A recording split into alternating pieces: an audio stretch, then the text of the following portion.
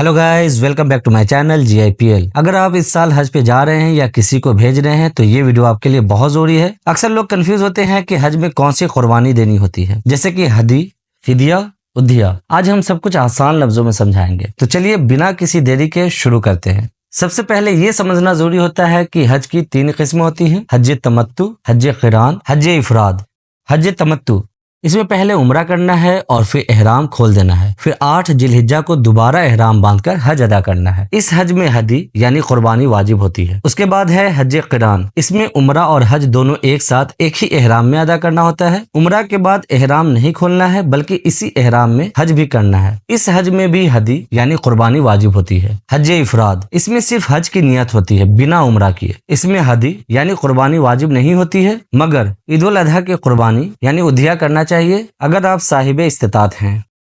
हज के दौरान मुख्तलिफ किस्म की कुर्बानियां होती हैं जिन्हें समझना जरूरी है, जैसे कि हदी, हज की कुर्बानी। ये सिर्फ उन लोगों पर वाजिब होती है जो हज तमत्तु या हज क़िरान कर रहे हैं। इसमें एक जानवर, बकरा, दुम्बा या ऊंट का एक हिस्सा ज़बह करना होता है। अगर आप हज इफराद कर रहे हैं तो आप पर हदी वाजिब नहीं है। अगर किसी वजह से कुर्बानी ना कर सके तो 10 रोजे रखने होंगे, 3 हज के दौरान और 7 वापस आने के बाद। उसके बाद की जो किस्म है वो है फिदिया, यानी कि गलती का कफारा। अगर हज के दौरान कोई वाजिब अरकान छूट जाए, जैसे एहराम के रोज तोड़ दिए या किसी वाजिब अमल में कमी रह गई, तो इसका कफारा देना जरूरी है। फिदिया की सूरत में एक जानवर कुर्बानी करना या 6 मिस्कीन को खाना खिलाना या 3 रोजे रखना होता है। उसके बाद की जो किस्म है वो है उद्हिया, यानी कि ईद उल अजहा की कुर्बानी। ये वो कुर्बानी है जो हर साहिब इस्तिताअत मुसलमान पर वाजिब या सुन्नत मुअक्कदा होती है। हज करने वालों को अगर फाइनेंशियली पॉसिबल हो तो हदी के अलावा उद्हिया भी कर सकते हैं, लेकिन वाजिब नहीं है। एक कंक्लूजन से इसे समझते हैं। अगर आप हज तमत्तु या हज क़िरान कर रहे हैं तो हदी वाजिब है। अगर आप हज इफराद कर रहे हैं तो हदी वाजिब नहीं है, सिर्फ उद्हिया जरूरी है अगर आप साहिब इस्तिताअत हैं।